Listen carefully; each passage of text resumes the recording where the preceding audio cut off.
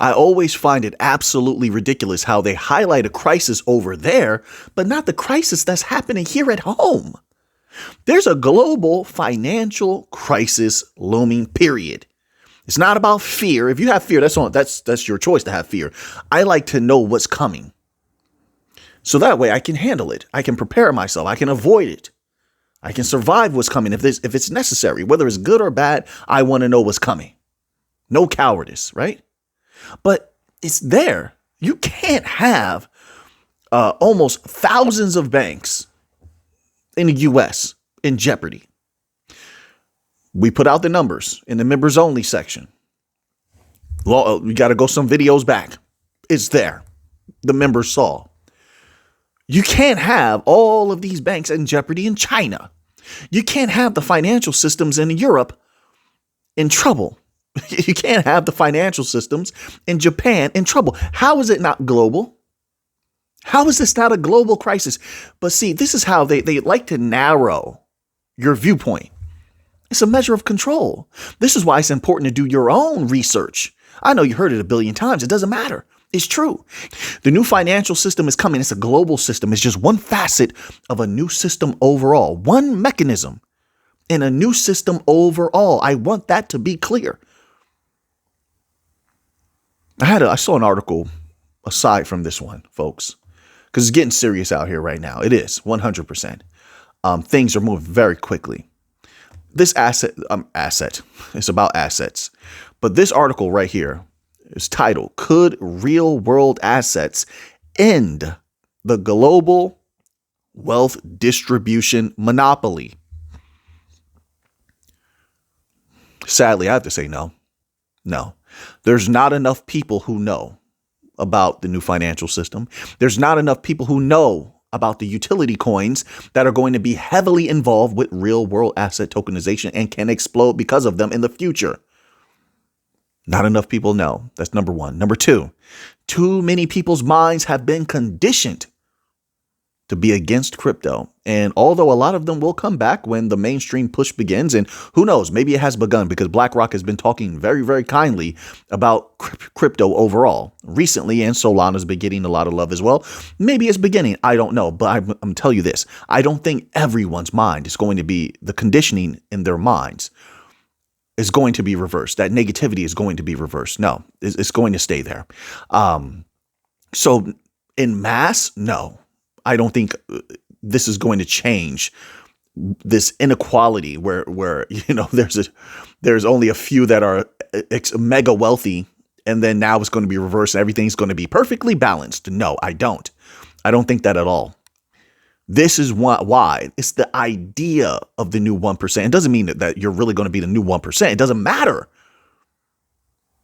But if you were here, you're going to be here. If you were here, you're going to be here. That's the idea, is that there's going to be a massive, not financial advice, a massive rise in a special group of individuals who did the work, who held firm. No guarantees, of course. I'm just sharing my thoughts. But the idea is solid. That's why they have articles like this. Could real world assets end the global wealth distribution monopoly? There is the great possibility of a few individuals, a special group, coming into mind-blowing amounts of wealth. That's a fact. That's a fact. There's no way around it.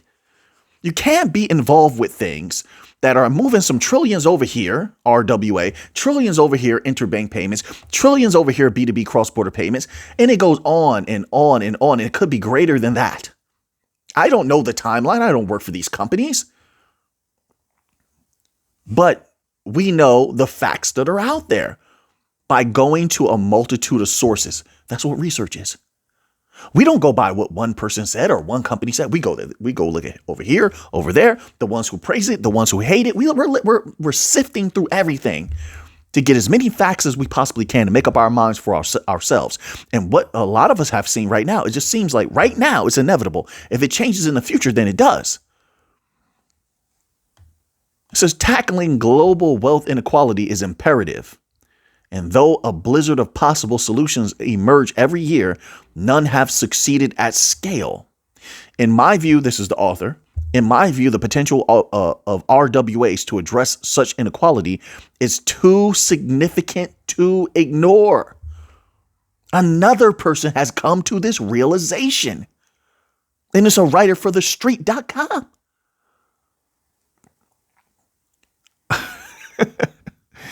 Oh, man.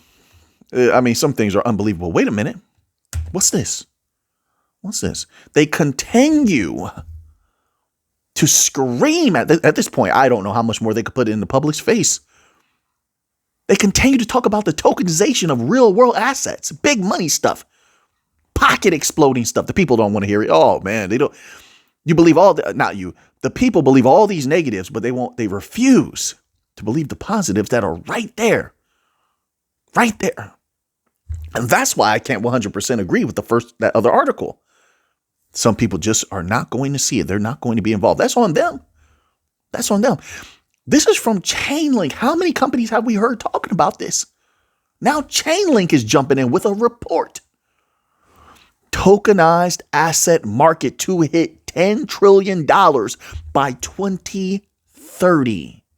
Chainlink report. Who's active heavily in the tokenization of assets? We do know Ripple is heavy in it. They have the thing that they're doing with Archax and I forgot who the other one was. Was it like was their name Open Eden or something like that? Where they're tokenizing T-bills? That's just where they're starting. Just where they're starting. Because RWA is going to be vast, but you have to start somewhere. I like to see that they did get a start now. They're not talking about something in the future that didn't happen. No, they're getting started now. I like that. Good. Good. But everyone's talking about this. Chainlink's talking about it. BlackRock is talking about it. Ripple's talking about it. Everybody's after that RWA trillions because they know. Listen, sure, you got the trillions from interbank payments. Sure, that's right there. Some point in the future, it's right there. You have the B2B cross-border payments. Sure, that's right there. The easiest, biggest money right now is real world asset tokenization. That's why they're all after it. You think that they waste their time on something that's just going to make a few pennies? No, absolutely. These people don't have time to waste. They may make it seem like that to everyone else. Oh, this is nothing. But they're not even doing that, right? Because you can't hide this. Anybody who's looking at the facts knows that this wave of tokenization that is to come is going to unlock so much value so easily. Everybody will be able to tokenize everything. They will be selling everything, including their couch. If they can move their couch, they're going to sell it. It's going to move. There's going to be value made everywhere. They're going to tokenize everything. And that value, whoever's at the forefront of moving that value, bam, their price theoretically should explode. Oh, the moon. What we're into, the moon? I just have to humbly, respectfully disagree. Moon. Solar system would be solar system wouldn't do it justice. Galaxy. Think galactic. Gotta think bigger. This is bigger. Hey, to each his own. You have your own. You have your own thoughts, you know. But $10 trillion, Chainlink is telling the people this.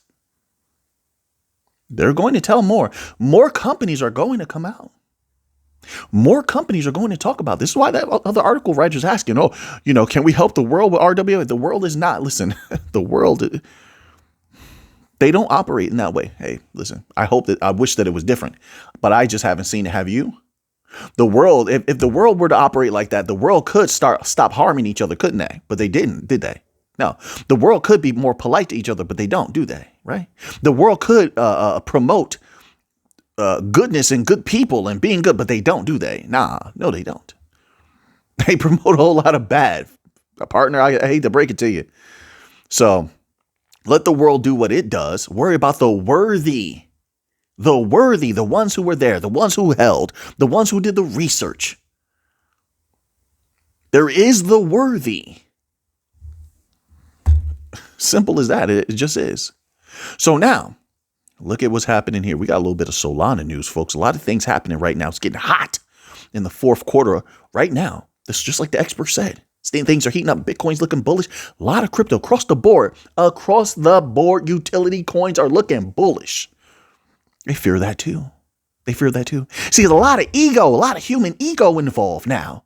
Everybody wants to be right. It has to be my coin, only this coin. No. This is the real world where a multitude of things go off at the same time, where a multitude of things are successful at the same time. And crypto will be no different. Utility coins, crypto across the board. These top cryptos have been working hard. They all been doing a good job. Solana Labs partners with Google Cloud to launch Web3 API. I believe Google Cloud also works with Flare, right? I believe they also work with Flare. They're doing some things over there as well. Google is a very smart company. It says here, the new GameShift service will serve as a Web 2 or Web 3 bridge for developers. All right. Is that what it is? Gaming?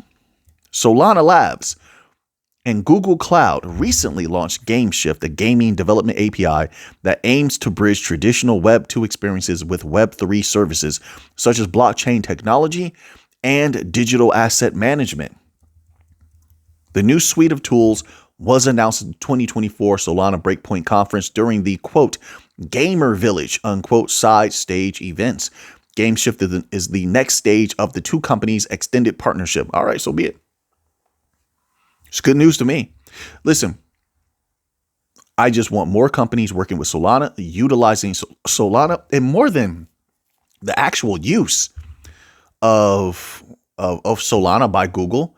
This is good advertising, and that's what I want, folks. Listen, companies, if any company is listening, you need good advertising, because if the people don't know what you have, how can they use it?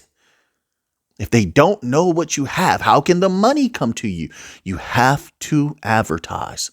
You have to reach out to some of these news media companies. You can't let them come to you. They're not going to do that. There's a lot of hot news out there, way hotter than crypto. All right, they're going to go for that because they're here to make some money. You got to reach out to them, build some partnerships, build some relationships. All right. So when you have an offering, they're all talking about it, or they're willing to talk about it, and it's good promotion, good publicity, and the people of the world will see it, and maybe they want to check it out, but they can't check out something they don't know about. You get what I'm saying? I'm thinking about that for a lot of these crypto blockchain companies. At all times, you should be trying to educate the public on what you have and what you're building, what you're all about. And you have to do more than just sit on Twitter. I'm going to say it again. As a company, you have to do more than just sit on Twitter and release a tweet and hope that people do your work for you for free. No, you get out there and you gotta put boots on the ground, so to speak. You got to put in that hard work. Nobody, not even companies, are going to have success without hard work. I hate to break it to you. And you know why I say that? Some people might say, oh, Mick, we all know that. No, we all don't. No, we all don't. Because I see a lot of laziness now. So anyway, I see it a lot. All right. So now let's move on here. What's going on here? More about Solana, right? It says here, Solana could reach 50% of Ethereum's market cap. This is coming from Van Eck. Van Eck. I told people, I said, just my humble thought, not financial advice, but I share my thoughts, right? And I said Solana is bullish. I've been saying Solana is bullish for a long time because it has been. It is. I'm a long-term holder in Solana. I'm a believer in Solana. Yeah, you're right. For a reason. Now look. And so many people went against this and said, oh, Solana is dead. That's what they told me. I don't forget things like that. I don't. Oh, Solana is not good. And what did I say? I said, hey, despite what regular people are saying, the companies are still bullish on Solana, still backing Solana. And that's primarily what I look at. Are the companies bullish on this? Are the companies going to use this? And yes, they love Solana. And so it remains bullish. It says to reach these projected gains, Solana will need to focus on its strengths like fast transaction speeds and low fees while addressing Ethereum's, quote, first mover advantage, unquote. We don't need to compete with Ethereum. This comparative mind is very destructive for humans. They never focus. Like, there's a rare person that focuses, and they get in the zone and they just become the best that they want to be. Too many people never reach their peak. Too many companies don't reach their peak looking at everybody else. They're all distracted instead of focusing on the project right in front of you. The hoop is in front of you. Shoot the ball. Stop worrying about what everybody else is doing. Well, Kobe did a dunk 360 the other day. I better do a 1080. Just score. Just focus, score. Worrying about what everyone else does. And so you take focus away from what you're doing. There doesn't need to be a comparison. It robs you of the fruit of what you're doing. People do that in relationships as well. Bobby is worried about, Gary's muscles are bigger. I better get in the gym. The hell with Gary. You lift the weights for you.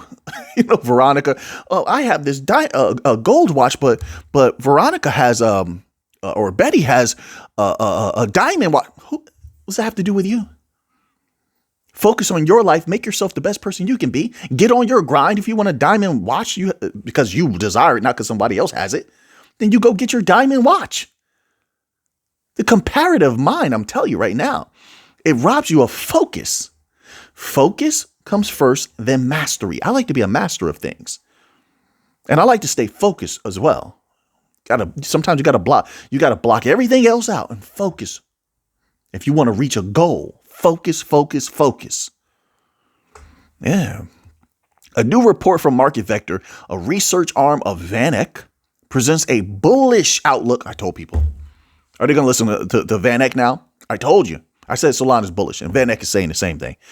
A bullish outlook for Solana. The report compares Solana to Ethereum across various metrics, highlighting several key advantages that position Solana for notable growth. If it suggests that Solana has the potential to reach 50% of Ethereum's market cap. However, for such a radical transformation to take place, I don't think it's that radical. Solana must play its cards well. They have so much institutional backing. I think that's only going to increase. It's only going to continue. I don't see why it would not.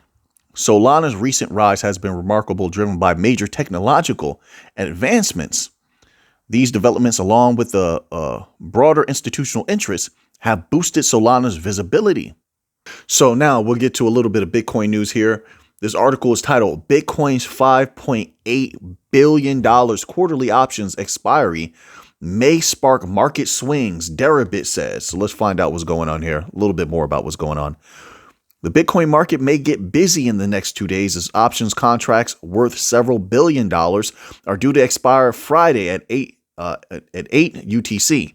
Cryptocurrency exchange Deribit told CoinDesk in a message on Wednesday. As of writing, 90,000 Bitcoin options contracts worth $5.8 billion were due for settlement alongside $1.9 billion in Ether options. One Deribit One options contracts represents one Bitcoin or one ETH. Deribit is the world's leading cryptocurrency options exchange, accounting for over 85% of the global activity. Of the total Bitcoin open interest of 5.8 billion, about 20% was, quote, in the money, unquote, or having favorable strike prices compared to the cryptocurrency's going market rate. A similar positioning is seen in Ether options. For call options, being in the money means having a strike price lower than the going market rate, while it's the other way around for ITM puts.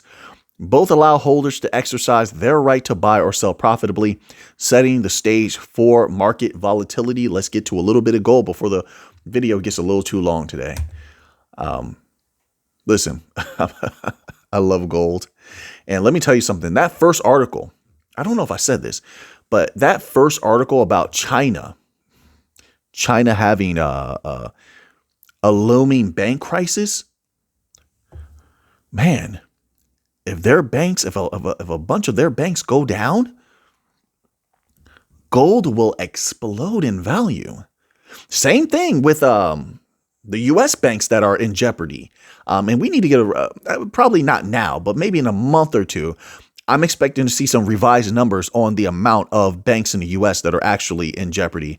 Now, the numbers vary, of course, but we looked at a lot of reputable sources in the members only section, and the real numbers from companies that specialize in looking at banks, it was mind blowing. I'm just telling you folks, listen, you just ask any of the members that saw the video if you can't find the video, because it was quite some time back, maybe about a month or two back. But the numbers were astronomical. If that were to occur, a bunch of banks go down anywhere in the world right now, gold's price would increase dramatically in value. So would silver. Silver would be in the game as well. So anytime I hear stuff like that, the gold hairs on the back of my neck, they're not actually golden in color, it's just a saying. But my gold hairs start to stand up. All right, gold price hits another all-time high on bullish fundamentals. Technicals. Gold prices are a bit higher in early U.S. trading Wednesday, and overnight hit another record high of $2,694.90. Silver prices are modestly weaker on a corrective pullback from recent good gains. Safe haven bids are keeping a floor under the two precious metals markets. Technical charts remain firmly bullish for gold and silver. All right, so now that you have that information, what are you going to do with it? I know what I'm going to do with it. So until next time, everybody, let's get to the money.